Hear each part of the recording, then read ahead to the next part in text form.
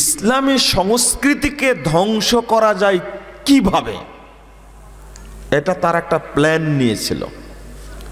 নিয়ে মুসলমানদের মধ্যে থেকে কিছু দালাল তৈরি করেছিল। কি তৈরি করেছিল? এই দালালদেরকে তাদের পিছনে লাগিয়েছে। এই দালালরা এই দেশেরই সন্তান, এই দেশেই বড় হয়েছে, এই দেশের মায়ের পেট থেকে হয়েছে, এই দেশের নিয়ামত ভোগ করেছে, ইসলামের উপরই জন্মগ্রহণ করেছে। এই দালালগুলো ভিতরে ঢুকে ঢুকে ইসলামী সংস্কৃতিগুলোকে নষ্ট করেছে, একবার শেষ করে দিয়েছে। তার মধ্যে অন্যতম একটা,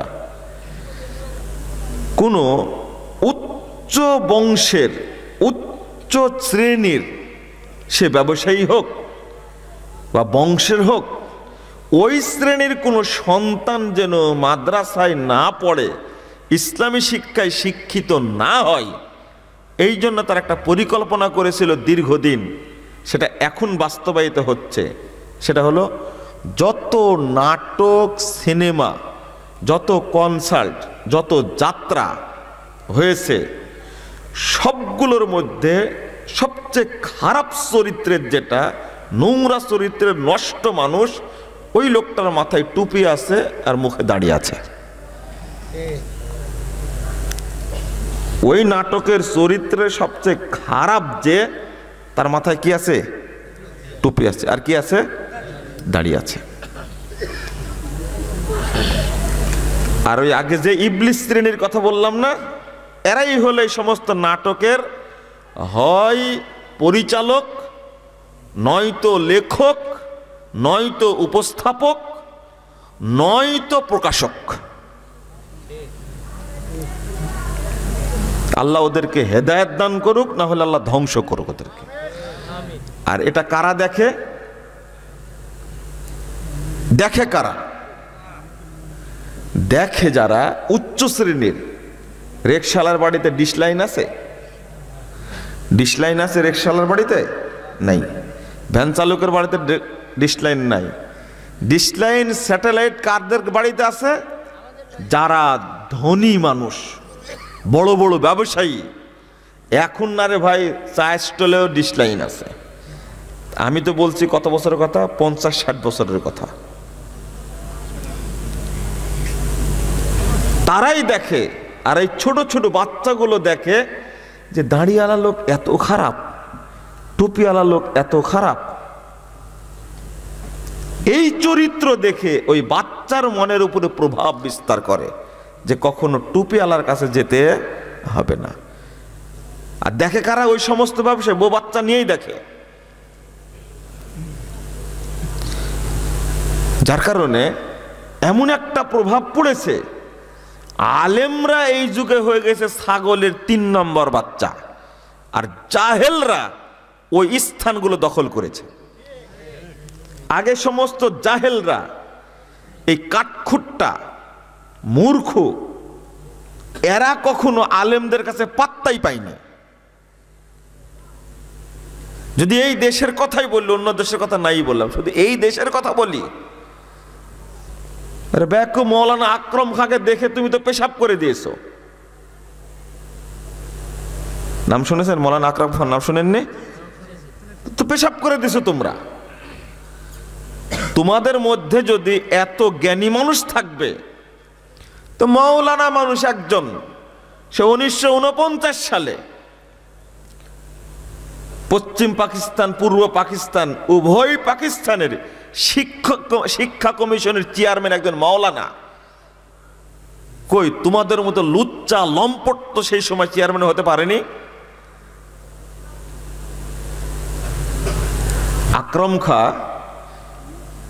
তার বাপ কখনো মনে করেন এটা ফকিরি বিদ্যা শিখাচ্ছি। তার বাপ মনে করেছিলেন যে আমি ছেলেকে উচ্চ শিক্ষা দিচ্ছি, নামই তার মাওলানা। তোমরা সাংবাদিকতা করো বর্তমানে, অধিকাংশ, সবগুলো বলবো না। কয়েকদিন আগে একজন সাংবাদিক মারা গেছে। এই সাংবাদিক এত ঝানু। আমি লক্ষ্য করছিলাম যে সাংবাদিকদের পক্ষে বিপক্ষে নাকি মারা গেছে যেহেতু সহানুভূতি জানিয়ে কেউ কিছু বলে কিনা।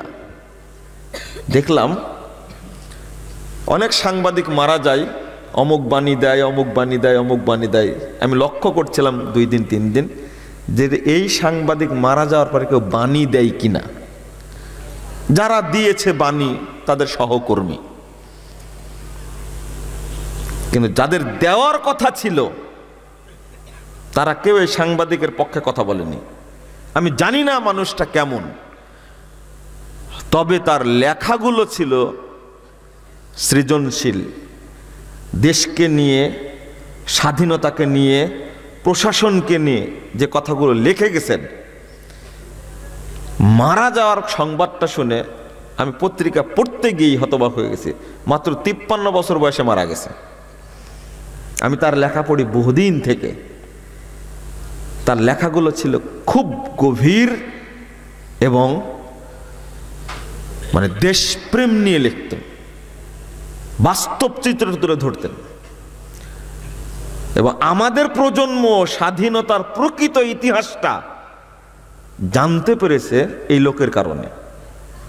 71-এ কি হয়েছিল, কোন দেশে মানুষ বাংলাদেশকে সহযোগিতা করেছে, এই চিত্রটা বিভিন্ন দেশে সফর করে তুলে ধরেছে। অথচ একজন মারা গেল, যাদের সহানুভূতি বা বাণী দেওয়ার কথা ছিল তারা মুখে কুলু পেটে বসে থাকলো, বলল না। তখন আমি বললাম, নিরপেক্ষ লেখালেখি করেছেন বলেই তার পক্ষে কেউ নেই। পক্ষে থাকলে, চাটুকারিতা করলে, চামচাগিরি করলে অন্তত এক পক্ষের লোক 2টা কথা বলতো। বলছিলাম কি, বর্তমানের সাংবাদিকরা অধিকাংশই টাকাখোর, ঘুষখোর আর চামচা। তুমি সাংবাদিকতা শিখো মৌলানা আকরাম খাঁর কাছ থেকে। তুমি ইসলামের পিছনে লাগছো কেন? তুমি যদি সাহিত্য শিখতে চাও তা আল্লামা আব্দুল্লাহ আল কাফি আল কুরাইশির সাহিত্য পড়ো। যৌন সাহিত্য লেখে তুমি পুরস্কার নাও। তোমাদের দায়িত্ব এখন হয়ে পড়েছে কিভাবে ইসলামী সংস্কৃতিকে ধ্বংস করা যায়, ইসলামী শিষ্টাচার, আদব আখলাককে নষ্ট করা যায়। ওদের টার্গেটই হলো এটা। কিন্তু কই এরকম জন্ম দিতে পারোনি, তো সৃষ্টি করতে পারোনি। আরে তোমাদের মতো যৌন সাহিত্যিক থাকতে আল্লামা আব্দুল্লাহ আল কাফি আল কুরাইশি রাহিমাহুল্লাহ, তিনি বাংলা একাডেমির প্রথম সাহিত্য পুরস্কার পেলেন কি করে? এখন আলেমরা পায় না কেন? আলেমরা হলো ছাগলের 3 নম্বর বাচ্চা। এখন তখন কোথায় গেছিলে?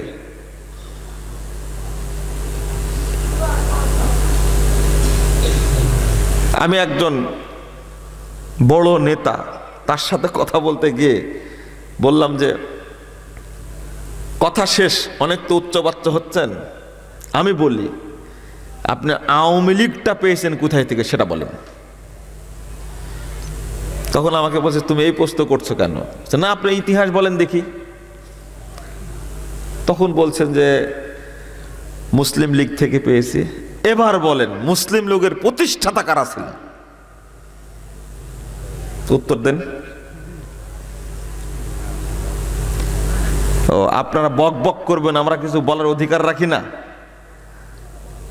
তখন বলছে, ইতিহাসের দিকে গেলে তো অনেক কিছুই পাওয়া যায় না। আমি বললাম যে আপনার পরিবার থেকে আপনার একটা সন্তানকে কেন মাদ্রাসায় পড়ালেন না? আপনি আজকে বলছেন যে এই উপমহাদেশের যে ইসলাম, আলহামদুলিল্লাহ, তার একটা বড় কৃতিত্ব হলো এই পচা দুর্গন্ধ, এই শিরিক বেদাতি তথাকথিত ইসলাম থেকে আল্লাহ তাকে বের করে সঠিক ইসলাম পিওর ইসলামটা তাকে কবুল করার আল্লাহ তৌফিক দান করেছেন।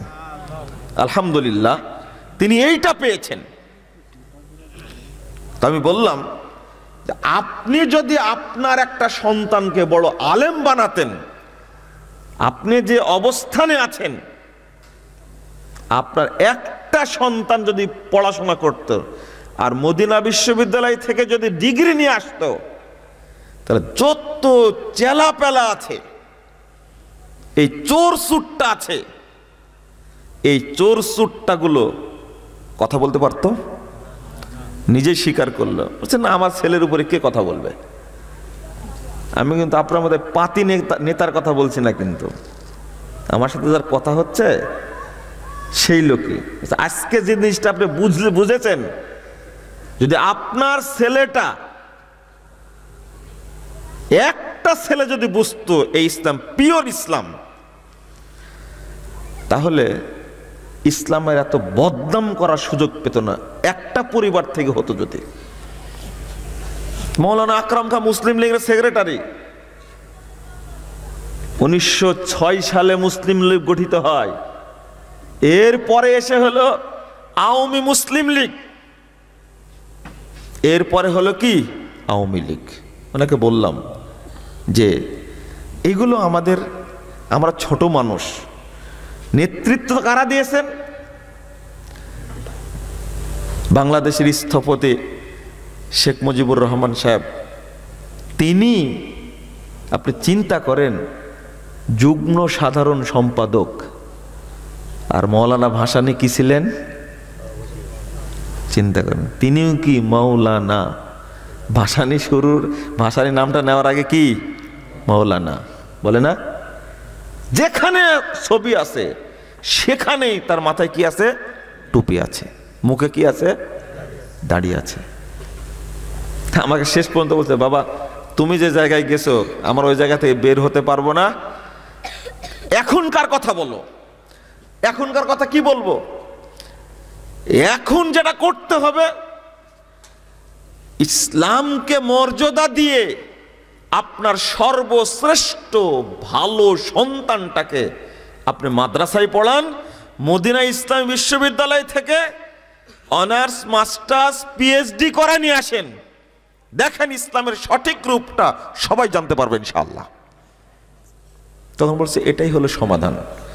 এই লুচ্চা মুচ্চাগুলো, লম্পটগুলো তখন কি ঠাঁই পাবে না। আপনারা রাগ করছেন কথাগুলো? এটা বাস্তবতার কথা বলছি। হাত ছাড়া হলো কেন? খোঁচাটা উনি দিয়েছেন, প্রফেসর সাহেব খোঁচা দিয়েছেন, এই জন্য কথাটা বললাম। না হওয়ার কারণটা কি? আর 4-5 বছর আগে বক্তব্য শুনেছেন, নামটা যেন কি ভুলে গেলাম, ওনার নাম শহীদুর রহমান। উনি কোন ডিপার্টমেন্টের প্রফেসর? পদার্থবিজ্ঞান। চলে গেছেন নাকি? ও পদার্থবিজ্ঞান, তাই না? পদার্থবিজ্ঞান। ওনার আব্বাকে আমার প্রশ্ন, যদি মারাও যায় তবুও প্রশ্ন, পদার্থবিজ্ঞানের শিক্ষক চেহারা দেখে চেনা যায়? চেনা যায়? দেখেন, এই জন্যই আলহামদুলিল্লাহ পড়ি। কিছু কিছু ডাক্তার আছে, কিছু কিছু প্রফেসর, কিছু কিছু ইঞ্জিনিয়ার আছে, আলহামদুলিল্লাহ, তারা কিন্তু আমাদের চেয়েও দাওয়াতি কাজে ভালো ভূমিকা পালন করছে, অনেক ভালো ভূমিকা পালন করছে। ওনার যেটা আক্ষেপ, ওনার বাপ যদি আগে সফটওয়্যারটা দিয়ে দিত, আমি যেটা বলছি আপনাদেরকে, আমি বক্তব্য বলেছি, আমি ইঞ্জিনিয়ার হওয়ার বিরোধী না, আমি ডাক্তার হওয়ার বিরোধী না, আমি সচিব পদে যাওয়ার বিরোধী না, আমি আইনে পড়ার বিরোধী না, ইংরেজি পড়ার বিরোধী না, সায়েন্সে পড়ার বিরোধী না, কমার্সে পড়ার বিরোধী না, কিন্তু আমি যেটা দাবি করি, তাকে কমার্স লেভেলে যাওয়ার আগে আপনি তাওহীদের সফটওয়্যারটা তার মাথায় দিয়ে দেন, এইটা দাবি করছি। কারণ আগে সুযোগ ছিল না, এখন সুযোগ আসছে। এক নাস্তিক বলছে যে ছেলেরা স্কুলে 200 মার্কস নিয়ে ইংরেজি পরীক্ষা দেয়, 200 মার্কস নিয়ে বাংলা পরীক্ষা দেয়, একটা সাহিত্যের একটা কি ব্যাকরণ, গ্রামার। আর মাদ্রাসার ছেলেরা শুধু একটা 100 মার্কের ইংরেজি আর 100 মার্কের বাংলা পড়ে। তো কি করলো, তাদেরকেও করা হোক 200 মার্ক। ফলাফল কি হলো, উদ্দেশ্য ছিল যে মাদ্রাসা পড়ুয়া কোনো ছেলে যেন ঢাকা বিশ্ববিদ্যালয়ের চান্স না পায়। এলা সব ইবলিস মার্কা। শেষে আলহামদুলিল্লাহ মাদ্রাসার ছেলেরা আরবিও জানে, ইংরেজিও জানে। তোমরা পড়ে কি করলে, ঘুরে তো আবার ওই 400 মার্ক করার পরে ইংরেজি 200, বাংলা 200, মাদ্রাসা তো তাই, স্কুলেও তাই, ষড়যন্ত্র করলা। ফলাফল কি হলো, ঢাকা বিশ্ববিদ্যালয়ে ফার্স্ট হলো যে ছেলেটা, সেই ছেলেটাই মাদ্রাসা পড়া। কেন, এখন তো পথ তৈরি হয়ে গেছে। আপনার ছেলেটাকে ইংরেজি মিডিয়াম পড়ান, আমার তো আপত্তি নাই, পড়াতে বলছি আমি। যারা পড়ে ইংরেজি পড়া হারাম, তারা ইসলামের 12টা বাজিয়েছে, তারা ইসলামের সর্বনাশটা করেছে। এই ঘটনা কিন্তু বলছে 50-60 বছরের ঘটনা, বুঝছেন? যাদের নাম বললাম, আরে যারা দেশ স্বাধীন করেছে তারা কারা? 190 বছরের প্রতিষ্ঠিত অস্ত্র শস্ত্র সজ্জিত ব্রিটিশ বাহিনীকে লাথা এই উপমহাদেশ থেকে তাড়িয়েছে কারা? তারে কি জেনারেল শিক্ষিত হুমরা সুমরা না উলামায়ে কেরাম? তারা আলেম। তোমাকে যদি বলি, প্রশ্ন করি, বলো তো ব্রিটিশ বিরোধী আন্দোলনের 5 জন নেতার নাম বলো, তো তোমার নাম থেকে তোমার মুখ থেকে একজনের নাম বের হবে, তিনি হলেন 1 নম্বরে আল্লামা শাহ ইসমাইল শহীদ। তুমি আল্লামা বললে কেন? আজকে চুট্টাগিরি করছো আর ইসলামের বদনাম করছো, ইসলামের 12টা বাজাচ্ছ। আল্লামা ইসমাইল শহীদ নামটা বললে কেন তুমি? তার নামে শুধু আল্লামা হলো কেন? বালাকোটের ময়দানে 370 জন মুজাহিদ জীবন দিয়েছে এই উপমহাদেশের মা বোনদের ইজ্জত বাঁচানোর জন্য, ধন সম্পদ দেশকে রক্ষার জন্য। 370 জনের মধ্যে আল্লামা ইসমাইল শহীদ, সৈয়দ আহমদ শহীদ, তিনি ছিলেন আমির, শাহ ইসমাইল শহীদ ছিলেন সেনাপতি। 370 জনের অধিকাংশই আলেম ছিলেন। ও, বালাকোট দিবস পালন করো তুমি, কিন্তু বালাকোটে কারা শহীদ হয়েছে সেটা দেখো না। পেশোয়ারে, আসমাসে যারা সংগ্রাম করেছে তারা টুপি আলাই। কত বড় আলেম, কত উচ্চ শ্রেণীর। এখনো আপনি দিল্লিতে যদি যান দেখবেন বাবে অলি, মানে শাহ অলিউল্লাহ মুহাদ্দিস দেহলভি, তার একটা এখনো এরিয়াটা এত বড় করে রাখছে। আল্লাহু আকবার, আমি দেখে আশ্চর্য হয়েছি। আমি নিজে গেছি, একদিন ছিলাম, বিরাট এরিয়া দিল্লি শহরের বুকে। এটা কি ফকিরি বিদ্যা? ইসলাম শিক্ষা মানে কি ফকিরি বিদ্যা? তোমার 14 গোষ্ঠী সম্পদ বিক্রি করলে দিল্লিতে অত বড় জায়গা তুমি সংগ্রহ করতে পারবা না। তো কত কোটি টাকার মালিক হয়েছে। তার বাপের নাম ছিল শাহ আব্দুর রহিম, ফতুয়া আলমগীরের লেখক। তারই ছেলে শাহ উলিউল্লাহ মুহাদ্দিস দেহলভি, তারই ছেলে শাহ আব্দুল আজিজ মুহাদ্দিস দেহলভি, তারই ছেলে আব্দুল গনি। তার আব্দুল গনির পেট থেকে আসছে শাহ ইসমাইল শহীদ। আর আজকে তোমরা বলছো ইসলামী শিক্ষা করায় মানে কি ফকিরি বিদ্যা শিক্ষা? যদি ভাষা আন্দোলনের কথা বলি, কি বলবেন উত্তরে আপনারা?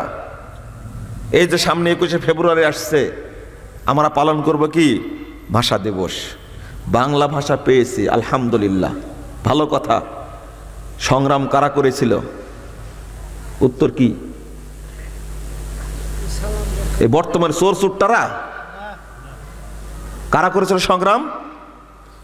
আরে মুসলিম সাংবাদিকতার জনক মৌলানা আকরাম খান, তোমরা বলো কি করে? একজন মৌলানার নামে শুরুতে বলে দিলে মুসলিম সাংবাদিকতার জনক। মাশাআল্লাহ। কই এই লুচ্চা লম্পট গুলোর নামের শুরুতে এগুলো আছে? উনি তো মৌলানা একজন। ভাষা আন্দোলনের পক্ষে, বাংলা ভাষার পক্ষে কথা বলার কারো সাহস ছিল না। দৈনিক আজাদ পত্রিকার সম্পাদক মৌলানা আকরাম খান রাহিমাহুল্লাহ 1947 সালের 4 মার্চ তারিখে প্রথম বাংলা ভাষার পক্ষে লিখলেন, স্পষ্ট দেশের মানুষ বাঙালি, তাদের জাতীয় ভাষা হবে বাংলা, এটাই লিখলেন। কই কেউ তো তোমরা সাহস করনি, মৌলানাই সাহস করেছে, আলহামদুলিল্লাহ। অথচ 18টা ভাষার পণ্ডিত, কে? ডক্টর মোহাম্মদ শহীদুল্লাহ। তার মাথাতেও কি? তার মাথাতেও কি? মুখে কি? দাড়ি। 18টা ভাষার পণ্ডিত যিনি। আমরা এগুলো বলতে গেলে, এগুলো বলা যায়, এগুলো আপনারা বলবেন কেন? কারা বলবে? আলেমদের কথা আলেমরা বলবে না? তোমরা তো ধামাচা বাঁধে রাখছো, এখন তো মানুষকে বলতে হবে। বাংলা একাডেমি ডিকশনারি কে লিখেছে? তোমরা কি উপহার দিয়েছো বাংলাদেশকে? ইসলামের পিছনে লাগলে কেন? বলো, উত্তর দাও। তোমরা তো উত্তর চাই। বাংলা একাডেমির ডিকশনারি কে লেখলো? আজকে সবগুলো দখল করে রাখছে এক শ্রেণীর নাস্তিক, কিন্তু এর সূচনা করেছিলেন কারা? আলেমরা। কারা? আলেমরা। আপনি ভাবতে পারেন, উভয় পাকিস্তানের শিক্ষা কমিশনের চেয়ারম্যান একজন কে? একজন কি? মৌলানা। ভাষা আন্দোলনে যারা জীবন দিয়েছে, আলেমদের সেখানে ভূমিকা নাই? ভূমিকা যদি নাই থাকবে, প্রথম পুরস্কার বাংলা সাহিত্যে একজন আল্লামা পেলেন কি করে? কার নাম বললাম? ভুলে গেছেন আপনারা? আব্দুল্লাহ আল কাফি আল কুরাইশি। শুধু তিনি বাংলা ভাষার লোক ছিলেন? আল্লাহু আকবার। যাদের কথা বলছি তারা ইংরেজি যেমন জানতেন, ফার্সি তেমন জানতেন, তেমনি উর্দু জানতেন, তেমনি বাংলা জানতেন, তেমনি আরবি জানতেন, সব ভাষারই পণ্ডিত। আর পরবর্তীতে এসে আলেমদের একটা ফতোয়া বের করে নিল। এই আলেম কারা? এই আলেম কারা জানেন? এই আলেম হলো ইহুদি খ্রিস্টানদের পকেট থেকে হাদিয়া খাওয়া আলেম। এইগুলো পড়া লাগবে না। যার কারণে আজকে কি? ছাগলের কয় নম্বর বাচ্চা? 3 নম্বর বাচ্চা। কারো দাম দেয় না। ইংরেজি তো বুঝে না, ও ফার্সি তো বুঝে না, উর্দু তো বুঝে না, বাংলাও বুঝে না। নিজের যে বাংলা ভাষা এমন হয়েছে আমরা জানি, বাস্তবতা। আর নিজেদের কথাই বলছি, আমরা তো ইদানিং এর ছাত্র, এখনকার ছাত্র। আমরা না বুঝি বাংলা, না বুঝি ইংরেজি, না বুঝি উর্দু, না বুঝি ফার্সি। কেন পত্রিকায় আসলো না? আপনাদের মনে থাকে না তো? পত্রিকায় আসলো 21শে ফেব্রুয়ারির অনুষ্ঠান উদ্বোধন করতে আসছেন, তো যখন গাড়ি থেকে নামছেন, 21শে ফেব্রুয়ারি কিসের কি দিবস? আন্তর্জাতিক ভাষা দিবস, মাতৃভাষা দিবস, তাই না? যখন গাড়ি থেকে সাহেব যখন নামছেন, গেটটা খোলার পরে সাংবাদিকরা বসে আছে, তো যিনি 21শে ফেব্রুয়ারির আন্তর্জাতিক মাতৃভাষা দিবসে আসছেন অনুষ্ঠানে প্রধান অতিথি হয়ে, তার গাড়িতে তখন হিন্দি গান বাজছে। কি চমৎকার ব্যাপার একটা! তার গাড়িতে কি বাজার দরকার ছিল? বাংলা। বাংলা। বাংলা ভাষার জন্য তুমি জান দিয়ে, ছুরি দিয়ে জীবন কেটে দিতে পারো, কিন্তু সব সময় গান শোনো কি? হিন্দি। এটাই তোমার চরিত্র? না। কোথায় পাবেন আপনি? লোক পাবেন, কিন্তু দেশপ্রেমিক পাবেন না আপনি। চলুন, কথা বেশি বলা হয়ে গেল, কিন্তু আপনাদের এইগুলো জানতে হবে। আজকে ওই কথাটাই বলি, আগের আলেমে, এই যুগের এই দেশের আলেমের কথা বললাম। যদি আরেকটু আগে যাই, আরেকটু আগে গেলে দেখবেন যে পরিবার যত বড়, সেই পরিবার থেকে তত বড় আলেম হয়েছে, আলহামদুলিল্লাহ। আর আজকে যাদেরকে আলেম বানাচ্ছি আমরা, আক্ষেপ কত লাগে দেখেন, কত আক্ষেপ। সবচেয়ে ব্রেনি, দেখতে সুন্দর এই ছেলেটাকে বাপ ডাক্তার বানাইছে। কি বানাইছে? ডাক্তার। আর একটা সুন্দর ব্রেনি ছেলে, ওই ছেলেকে বানাইছে কি? ইঞ্জিনিয়ার। ও চলে গেছে কানাডা, একজন চলে গেছে আমেরিকা পড়তে গেছে। কিন্তু বদের হাড্ডি, ব্রেন পচা মোটা হুঁশ, ওইটাকে দিয়েছে কোথায়? মাদ্রাসায়। ওই যে মাদ্রাসায় দিয়াই হুজুরেরা পিটা পাটা ঠিকঠাক করবে। ওই বদমাস মাদ্রাসায় 2-1 বছর পড়ার পরে টুপি মাথায় দেয়, ওই ঠিকই ভিক্ষা করবে। মাদ্রাসার দুর্নাম করেছে কে তাহলে? দুই দিকেই ওই বাপটাই ইসলামের বদনাম করেছে। একটাকে ডাকাত বানাইছে, আর একটাকে জানোয়ার বানাইছে, আর একটাকে ভিক্ষুক বানাইছে।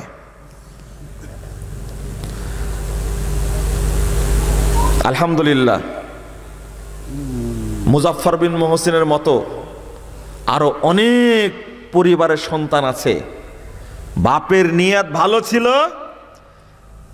ফকিরি বিদ্যা শিখায়নি, উদ্দেশ্য ছিল আল্লাহর দ্বীন শিক্ষা দেওয়া। এই জন্য ভিক্ষা নেই না, ভিক্ষা আল্লাহ দেওয়ার তৌফিক দান করেছেন, আলহামদুলিল্লাহ। আপনি আপনার সন্তানকে তৈরি করেন, ভিক্ষা আপনার সন্তানই বিতরণ করবে, আপনার সন্তান ভিক্ষা করবে না। তবে শর্ত হলো সাদাকাটা আল্লাহর রাস্তায় করবেন, ভালোটাকে করেন। পোকাড়ে নষ্ট, ব্রেন নাই, পচা লুলা ন্যাংড়া, ওকে দিবেন কোথায়? মাদ্রাসায়। ডাক্তারি পড়াতে গিয়ে লক্ষ লক্ষ টাকা খরচ করছেন। একটা নর্থ সাউথ ইউনিভার্সিটিতে পড়াতে গেলে কত লক্ষ টাকা লাগে? স্টেট ইউনিভার্সিটিতে পড়াতে কত লক্ষ টাকা লাগে? আপনি সেখানে টাকা ঢালছেন, ডাক্তারের টাকা ঢালছেন, ইঞ্জিনিয়ারের টাকা ঢালছেন। ব্যারিস্টারে পড়াবেন, কত টাকা ঢাললেন লন্ডনে পাঠানোর জন্য। কিন্তু যে ছেলেটাকে মাদ্রাসায় ভর্তি করেছে, দরখাস্ত লিখতেছে, বরাবর অধ্যক্ষ অমুক মাদ্রাসা, বোর্ডিং ফি ও মাসিক বেতন মওকুফের আবেদন। কথা বুঝেননি?